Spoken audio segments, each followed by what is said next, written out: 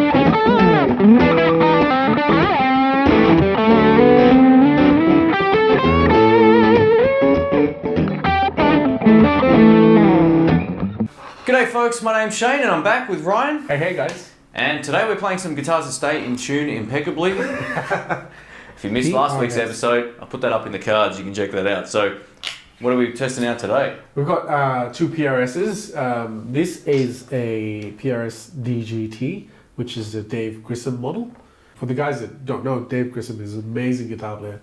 I think he's from Texas, Austin, Texas. Cool. You've got to check him out. Great tone, great playing.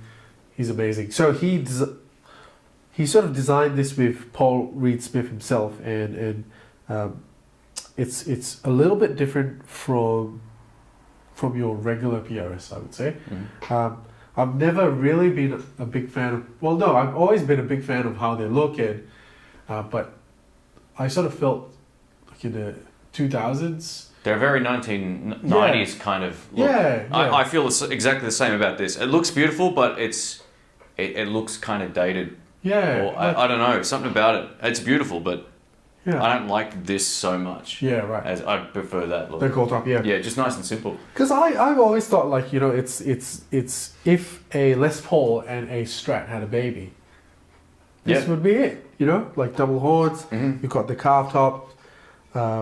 I've always loved them, and when I was growing up, my uncle was a big fan of Carlos Santana, and I used to watch Carlos all the time. So I've always wanted a PRS. But then I don't know if they did it on purpose, but like a lot of metal guys were playing PRS guitars. Yeah. So I didn't really like that, and I've owned a couple that I've never quite bonded with and just sold off. But this one I've had for close to maybe 10 years now. Yeah, wow. Far out. Yeah. And I've done some bonds to it. Well, Are those pickup stock? yeah, they're stock. They The are. pickups Wow, are okay. amazing. Yeah. That's one thing that I'm used to seeing pickups that look a lot like this. So Yeah. I think the DGT has quite a vintage vibe. Mhm. Like because he's definitely like a tone player. yeah. So I want to show this. I don't know if you can see There we it, go. Yeah. but I've taken the paint off. Oh, I Is thought it? that must have already been like that. It looks No, great. yeah. Yeah. Wow. Because I didn't like the lacquer, so Oh yeah. Look at that. yeah, Far out. you can see where it's. When I saw that, actually, the first thing I thought of was the Nick Huber Twangmeister. Oh yeah, And visually, the Yeah, back of the neck yeah. was very similar. So I thought, yeah, cool. that's an amazing guitar. The Nick Huber's. Yeah, want to get one. Have you played? Yeah, Oh my god. they're amazing. Yeah, I've never played one, but they look amazing. Yeah, I played the Orca. Anyway, yeah, I've played a few of them, and they're, Yeah, they're right. amazing. Hey Nick, Amazing if you guitars. want to set a couple, Send us I'll, some guitars. We'll do you one video. No. Yeah, so it's got a trem, obviously. I think it's based off a McCarthy. Oh yeah, cool. Yep. Yeah. So a McCarthy was what Dave played, but he wanted a trem in, which I don't think you could get back in the day, back in 1991, I think. And a lot of people asked him where he got his guitar, and so they came up with the guitar. The cool thing about to note about the pickups was, from what I read, and I could be wrong, but they took a year or 2 years to develop. Yeah, these. wow, far Yeah, out. so Dave had a 1958 ES335 that he loved the pickups. Mm-hmm. And I think Paul tried to get the sound, and it took Beautiful. them like a year or 2 years to get it right. And I've tried to buy these pickups from PRS, but they don't sell them. Okay. Yeah. So yeah, so if you're like me, you might and you want to sell me yours, or you want to sell me a guitar, Yeah. I'll take the pickups up. But yeah, they're great pickups. I think maybe one of my favorite pickups of all time. Yeah. It's Cool. on this guitar, and it's my, I wouldn't say my desert island guitar, but it's, if I'm recording, I'll definitely bring this. Yeah. So Oh. just 3-position toggle switch, Yeah, regular neck, 3-position. both, and bridge. Yeah, neck. So this one's the bridge. That's a volume for the neck, and this is a tone pop. Oh, that's kind of the opposite way. Yeah, opposite. Yeah, that's. I forgot about that today, and I was Yeah. playing Wow. it, and I was like, but it's actually got a push pull, which on the. Oh, okay. So then you've got the coil tap. Oh, And- that's great. and It's actually pretty good. It's Yeah, very good. beautiful. Locking tuners. You've got your ivory. Sort of. I don't know. And I'm sure they're not ivory, but like there's like synthetic Yeah, ivory. someone would be in prison Yeah. if they were. So. yeah. Yeah, but they look like it looks cool. No It does, birds. man. It's got dots. It's like a very classic sort of looking guitar. I'm much more of a fan of the simple look on any guitars. I'm probably way boring when it comes to Yeah. visuals on guitars. I don't know if that's a boring thing or not. I don't like overly beautiful looking instruments like this. I mean, it Yeah. looks, it looks fantastic, but Yeah. there's just something about that. I wouldn't feel as bad knocking that into the. Yeah. Well, into the- that's it. You know. But like I'm the same. Like I like my classic looking guitars, but things like that. Oh my god! Look at the top on that. Yeah, it's stunning. And what I really dig about this is just the simplicity, man. Like volume control, tone control. Is that a 5-way or It is. 3? Yeah, yeah. 5-way. So okay, cool. I kind of like the setup on this one a little Yeah. more because, you got neck and then you've got split coiled neck. Yeah. So it's one of those things. You just probably one of those things where you have to get used to that. Overall, the neck feels like great. It feels like a 50s Yeah. a 50s neck. This is chunky. a 30th anniversary. I think it's a Beautiful. custom 24 because it's got more frets than I'm ever used to playing. You can Yeah. you can get right up to. I think that's what it is. It doesn't Yeah, really yeah. say anything on there, but I'm pretty sure that's what it is. So yeah, this was my first time playing a custom 24 in years right. and years and years. Yeah. So this is just on loan. It's got the locking tuners. Yeah, the phase 3, I think, I don't know. is what they call it. Yeah, they're pretty wild. So Yeah, it holds tune great. You know, I haven't played this for 3 or 4 days. Yeah. Took it out of the case as when we jammed, it was in tune. So Same here. Like I shared a joke where I said I hadn't played this in a couple of months and it was in tune, and it's true. Like yeah, it's in tune and it stayed in tune. No, I think that one thing about PRS is you cannot fault them on the workmanship. Like they're really well built. They should be for their price. I mean, like they're top of pretty much one of the top of the line guitars in the world. I mean, like if you look at Gibson, like, you know, some I'll show you this actually. I've got my Les Paul here. On some of the bits, like there's bleed, like paint bleed, and I think a lot of people know this about Gibsons. You know, on the binding, you sort of see like discoloration or paint bleed, and this is, you know, it's a custom shop guitar. Like it's not a cheap sort of guitar that you can just buy. Like it comes at a premium price, and you would think that they would spend a bit more time doing stuff like that, but but that's I guess that's the that's the beauty about them. You know, like they it's just what you get. That's what you get. Like, and PRS is, you know, if you go to YouTube and you watch the factory, PRS factory, like, oh man, like they are crazy tight on the QC. Yeah.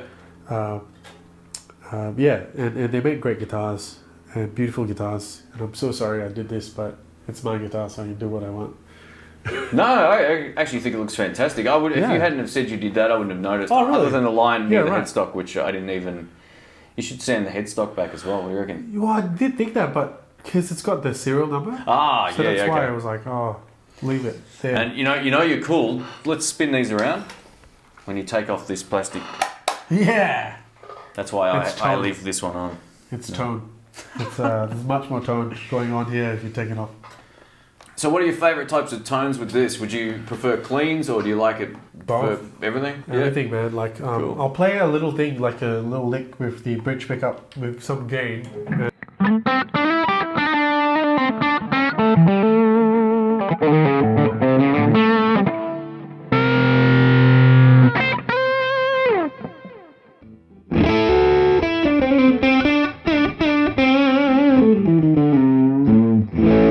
That's the drive channel on a Blues Deluxe, which the Blues Deluxe drive channel sucks.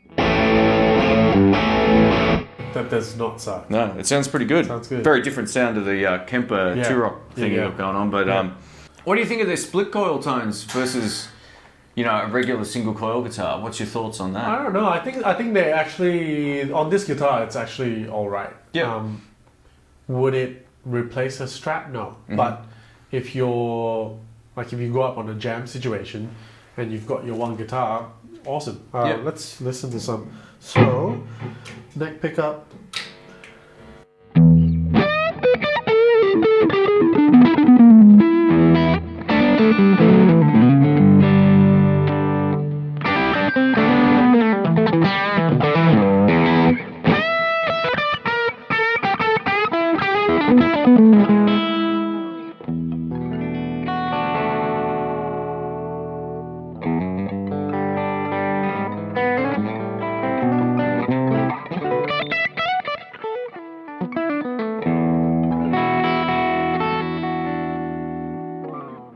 So yeah, it's like it's good. Like, look, if Dave Grissom says it's okay for him, it's okay for me. But it's I don't think it's going to replace the Strat for me. But like I said, you know, if you had the one guitar on stage, absolutely usable. That's the one thing about PRS I see a lot, being that I get thousands of messages and questions. Everyone sort of thinks the PRS is either going to replace their Strat, their Tally, or their Les Paul, and then they find out it doesn't. It does something different. Yeah. These pickups, to my ear, sound very different to a Les Paul. Yeah. They don't sound bad or better or worse or anything. They've got a different kind of vibe about them. Yeah. Absolutely. Yeah. There is maybe a sort of slightly smoother sounding pickup to some extent, at least in this particular guitar. But they got a bit more tops on the neck. Yeah. It's got that extra bit of snap. I really like it. Oh, that's nice. Yeah, I don't think I could get that out of a Les Paul. Yeah. Out of that Les Paul, at least, Yeah. anyway, that we were having a look at before. But yeah, it's definitely got a sound that's very unique to itself. And I think when people think their PRS is going to replace all their favourite guitars, it doesn't really do that. I don't think any guitar can. No, absolutely. Yeah. It's not just that. But I see that a lot because I think that people make that, you know, the assumption that because it's got humbuckers and split coil that it'll do everything that they could possibly want. It comes close, obviously. Yeah. I mean, well, look, as a kid, you know, I always used to think, oh wow, it's the best of both worlds. Mm-hmm.